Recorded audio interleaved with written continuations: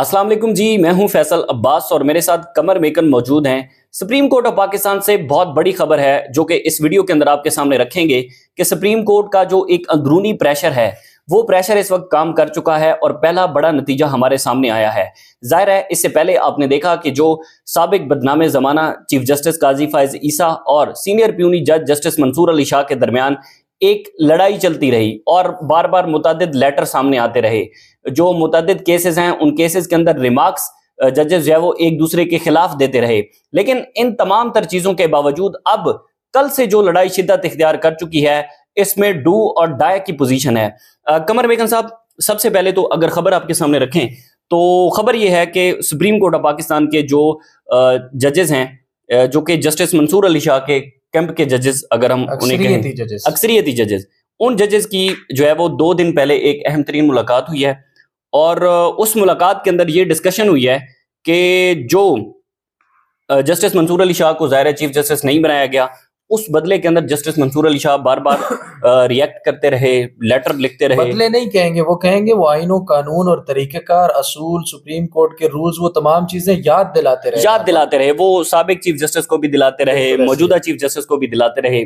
लेकिन इन सारी चीजों के अंदर एक बात तय हुई है, वो बात ये तय हुई है कि ज़ाहिर है मंसूर अली शाह तो बोलते ही थे, लिखते ही थे, आइन कानून याद भी दिलवाते थे, लेकिन अब उनके साथी जो दीगर जजेस हैं वो भी आइन और कानून याद दिलवाएंगे। वो बजरिया लेटर भी हो सकता है, वो बजरिया रिमार्क्स भी हो सकता है।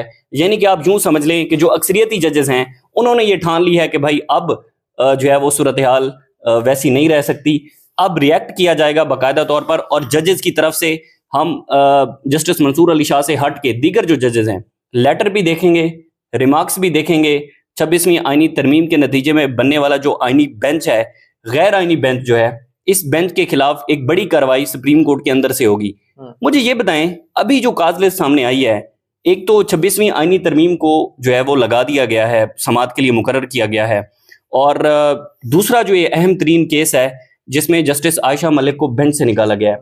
सबसे पहले 26वीं आईनी तरमीम का मामला बताएंगे, उसमें कितना इंपॉर्टेंट है ये आईनी बेंच के सामने है, और वही आईनी बेंच जिसके नतीजे में 26वीं आईनी तरमीम के नतीजे में आईनी बेंच बना। बहुत शुक्रिया फैसल साहब। आईनी बेंच वाले मामले की तरफ आने से पहले ना आपकी बड़ी ज़बरदस्त खबर है जी, लेकिन ये आपकी खबर तो जाहिर है आप दे रहे हैं तो वाकई बड़ी ज़बरदस्त और दुरुस्त खबर जो है वो है, लेकिन ये अवाम की मंशा भी है। आपको पता है जब चीफ जस्टिस याहिया अफरीदी साहब ने हल्फ उठाया और उससे कुछ रोज़ कबल जब ये बातें सामने आ रही थी कि जस्टिस मंसूर अली शाह को साइड लाइन किया जाएगा और कम अज कम पहले 2 सीनियर में से तो कोई चीफ जस्टिस जो है वो नहीं बन सकेगा, तो उस वक्त अवाम की तरफ से एक प्रेशर ये जजेस पर आया था कि जजेस के लिए भी अब डू एंड डाई का मकाम है।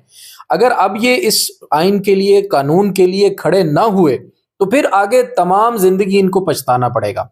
दूसरा जो आपने खबर दी है ना वो इतनी जबरदस्त है कि मैं उसको अप्रिशिएट करूंगा, और ये जजेस ने वो फैसला किया है जो अवाम की मंशा तो थी ही थी, वक्त की जरूरत भी है, और इन जजेस को भी पता है कि भाई अब ये वाला सिलसिला अगर हमने इसको यहीं पर ना रोका तो ये बहुत दूर तलक जाएगा। अब देखिए कि इस वक्त आगे चीफ जस्टिस मंसूर अली शाह के बाद अगर 26वीं आईनी तरमीम ना होती तो जस्टिस मुनीब अख्तर होते चीफ जस्टिस, और उसके बाद कौन होता? दीगर जजेस में से 4 चीफ जस्टिस इस वक्त ऐसे हैं जो मंसूर अली शाह की साइड पे अक्सरियती जजेस में शामिल हैं। बिल्कुल ऐसे। और ये अब जो मीटिंग हुई है उसके बाद जो फैसले किए गए हैं ये तो जाहिर है बहुत अच्छी बात है और होना भी चाहिए कि आईनो कानून के लिए, और जो सीनियरिटी का प्रिंसिपल मतलब सालों से, दहाइयों से चला आ रहा था, उसके लिए ये चीजें होनी चाहिए। उस वक्त भी कुछ मीटिंग्स हुई थी, उनकी बात गश्त उस वक्त भी सामने आई थी, लेकिन मेरा ये ख्याल है कि अब शायद जस्टिस मंसूर अली शाह जस्टिस याहिया अफरीदी से मेरे ख्याल में ना उम्मीद हो चुके हैं, क्योंकि जब जस्टिस याहिया अफरीदी ने हल्फ उठाया था तो उस वक्त जस्टिस मुनीब, जस्टिस मंसूर और जस्टिस याहिया अफरीदी के दरमियान भी एक बड़ी अहम मुलाकात हुई थी, और उसमें ज़राए के मुताबिक ये कंफर्म किया गया था कि भाई हम में से कोई भी चीफ जस्टिस बनेगा, काम हम इकट्ठे मिलकर करेंगे, किसी और को मौका नहीं देंगे। लेकिन अब मुझे लगता है कि उन फैसलों में, उन ताल्लुकात में कहीं ना कहीं दरार जो है ना वो पड़ चुकी है, और चीफ जस्टिस जो है वो याहिया अफरीदी साहब, और वो काम भी ऐसे कर, देखे ना گزشتہ روز کاز لسٹ جاری ہونی تھی، 2 روز قبل وہ نہیں ہوئی، جسٹس منصور کا ایک دفعہ پہلے بینچ تبدیل کیا گیا، پھر جوڈیشل آرڈر ہونے کے باوجود آج کاز لسٹ میں ان کا مقدمہ شامل نہیں تھا. انہوں نے آج توہین عدالت کا شو کاز نوٹس جاری کیا ایڈیشنل رجسٹرار کو، اور اس کے بعد دیکھیں اب شام کو آج کیا ہوا ہے، جسٹس عائشہ کو اس بینچ میں سے نکال دیا ہے. آپ یہ سمجھیں، مطلب آپ دیکھیں کہ یحییٰ افریدی صاحب کس طرح سے سپریم کورٹ کو چلانے کی کوشش کر رہے ہیں. اور دیکھیں اگر آپ کہتے ہیں کہ یہ اکثریتی کمیٹی ججز کا اجلاس ہو اور اکثریتی فیصلہ ہے، تو بھائی اکثریتی فیصلہ کرنے سے پہلے آپ تیسرے جج کو بلائیں تو صحیح کہ سر میٹنگ ہے، آپ فلاں جگہ پر آ جائیں، پتہ چلے میٹنگ ہو رہی ہے، کیا ڈسکشن ہو رہی ہے، منٹس آف دا میٹنگ باہر آئیں. یہ تو وہی نظام ہے جس نظام کے خلاف یہی ججز اس وقت کھڑے تھے کہ یار یہ ایک بندہ بیٹھ کر ساری چیزیں ڈیسائیڈ کر رہا ہوتا ہے، تو یہ 3 مائنڈز ہونے چاہیے، ججز کمیٹی ہونی چاہیے، اس میں چیزیں جو ہے وہ ڈسکس ہوں. لیکن اب جو ہے وہ میرے خیال میں وہ باتیں ہوتی ہیں نا، بلڈوز ایک سسٹم جو ہے وہ کر کے چلا جا رہا ہے. اب آتے ہیں آپ کے معاملے کے اوپر جو آپ نے 26ویں آئینی ترمیم کا کہا. جب 26ویں آئینی ترمیم کے تحت جوڈیشل کمیشن بنا، اس جوڈیشل کمیشن نے پھر آئینی بینچز بنائے، تو ہم یہی کہہ رہے تھے کہ یہ ایک متنازع ترمیم ہے.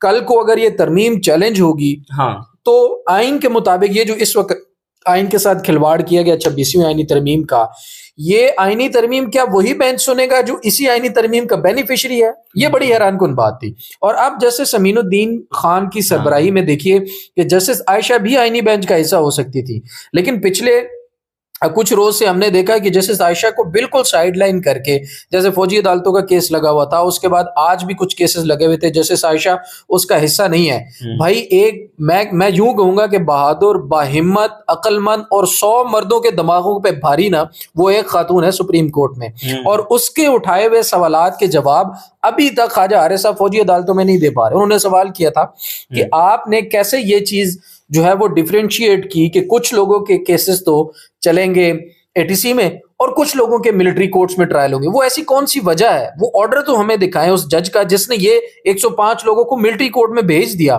ہمیں وہ آرڈر دکھائے. لیکن آج تک وہ آرڈر بھی نہیں دکھایا گیا، اور سوال ابھی تک باقی ہے. اسی باہمت، بہادر، عقل مند، 100 مردوں کی عقل پہ بھاری ایک خاتون، انہوں نے ایک سوال اور بھی اٹھایا تھا. انہوں نے کہا تھا اگر فل کورٹ کوئی معاملہ بیٹھ کر سنتا ہے تو پھر اس کی اپیل کہاں جائے گی؟ یہ ایسے سوالات ہیں یار، یہ ایک بہترین جج ہی ایسے سوال کر سکتا ہے. ہمارے سسٹم میں موجود خامیوں کو دور کرنے کے بجائے ہم شخصیتوں کو، ہم لوگوں کو دیکھ کر کہ یہ ہمارے ساتھ ہے یا مخالف ہے، اس کا نظریہ یا اس کا ذہن ہمارے ساتھ نہیں ملتا تو اس کو ٹارگٹ کرنا شروع کر دو.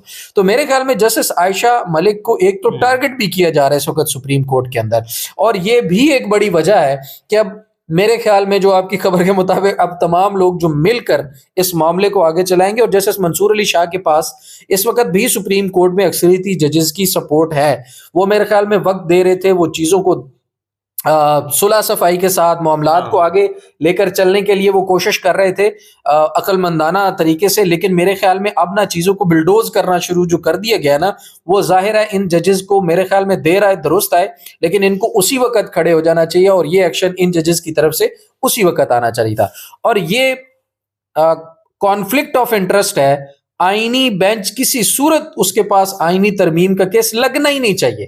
بھائی میں آپ کو لگاؤں کسی عہدے پہ اور پھر کہوں کہ آپ میرا ہی کیس جو ہے وہ سننا شروع کر دیں، آپ کو ایک تو ناجائز لگا دوں، پھر کہوں جی فیصل صاحب آپ فیصلہ کریں کہ یہ جو میں نے آپ کو لگایا ہے وہ آپ ٹھیک ہیں یا نہیں، مطلب آپ اپنے بارے میں ہی فیصلہ کریں. تو اس کے اوپر فل کورٹ بننا چاہیے جو پہلے دن سے جس کی ڈیمانڈ جو ہے وہ کی جا رہی ہے. اور آپ کو پتا ہے یہ جسٹس منصور علی شاہ کے بینچ کو کاز لسٹ سے کیوں ہٹا دیا، پھر وہ سارے کیسز ان کے ڈی لسٹ کر دیے، یہ بھی اسی لیے کیا. جسٹس منصور علی شاہ نے یہ سوال اٹھایا تھا کہ یہ جو تمام معاملات ہیں آرٹیکل 191 کے تحت جو سپریم کورٹ کے رولز کا معاملہ ہے، یہ چیزیں ڈیسائیڈ ہونی چاہیے. تو ڈر یہ تھا. اب ایک خبر میں بھی آپ کو دے دوں، اس وقت آئینی بینچ کے سامنے آئینی ترمیم لگانے کی وجہ ایک، اس کے بعد جسٹس عائشہ کو آئینی بینچ میں شامل نہ کرنے کی وجہ سیم وہی وجہ، اس کے بعد جسٹس منصور علی شاہ کے بینچ میں سے جسٹس عرفان سعادت کو نکالنے کی وہی وجہ، جسٹس عقیل عباسی صاحب کو شامل کرنے کی وہی وجہ، اس کے بعد اب جسٹس عائشہ کو اس بینچ سے نکال دینے اور پھر جسٹس منصور اور عقیل عباسی صاحب کے بینچ بنا دینے کی بھی ایک ہی وجہ. ڈر یہ ہے فیصل عباس کھر صاحب کہ جسٹس منصور علی شاہ کا یہ 3 رکنی بینچ کہیں یہ نہ کہہ دے کہ یہ ایسا معاملہ ہے جس کو فل کورٹ کو سننا چاہیے اور جوڈیشل آرڈر کے ذریعے وہ فل کورٹ کے سامنے یہ معاملہ رکھنے کے احکامات نہ جاری کر دیں. یہ ایسا ڈر تھا سسٹم کے اندر کہ اگر یہ ہو گیا تو جوڈیشل آرڈر جو ہے وہ ہر حال میں ماننا ہوگا. اور ابھی دیکھیں کاز لسٹ میں سے نکال دیا. بھائی انہوں نے جوڈیشل آرڈر دیا ہوا ہے. کوئی عقل مند ان قانون دانوں سے پوچھے تو صحیح جو اس وقت یہ توجیہات پیش کر رہے ہیں کہ جی جسٹس منصور یہ آرڈر جاری نہیں کر سکتے تھے کیونکہ کاز لسٹ نہیں تھی. او بھائی انہوں نے پچھلے ہفتے جوڈیشل آرڈر دیا ہوا ہے. تو میرے خیال میں آپ مجھے بتائیں جوڈیشل آرڈر بڑا ہے یا کاز لسٹ بڑی ہے؟ جوڈیشل آرڈر بڑا ہے بھائی. جوڈیشل آرڈر ہر حال میں فالو ہوگا اور وہ آپ فالو نہیں ہونے دے رہے. یہ ہے اصل میں لڑائی. بہت شکریہ قمر میکن صاحب سے، آپ نے بڑی تفصیل سے سنی. لیکن سپریم کورٹ کی جو انٹرنل لڑائی ہے وہ بڑی شدت اختیار کر چکی ہے. بڑی دلچسپ صورتحال ہے. سینئر پیونی جج ہیں وہ ایک مقدمہ سننے کے لیے registrar supreme court of Pakistan کو لکھتے ہیں. دوسرے دن یہ ہوتا ہے کہ جناب وہ کاز لسٹ سے مقدمہ ہی نکال دیا جاتا ہے. وہ کہا جاتا ہے کہ اب اس 26ویں آئینی ترمیم سے متعلق جو مقدمہ ہے یہ آئینی بینچ سنے گا. لیکن ججز نے ٹھان لی ہے اور ججز نے ریئیکٹ کرنا شروع کر دیا ہے. صورتحال جو ہے وہ مزید کھلے گی جب یہ 26ویں آئینی ترمیم کا مقدمہ سماعت ہوگی اس کی، اور ججز اس پر کیا ریئیکشن دیتے ہیں. بہرحال اس سے جڑی جو بھی تفصیلات ہوں گی آپ کے ساتھ شیئر کرتے رہیں گے. اجازت دیجیے، اللہ حافظ.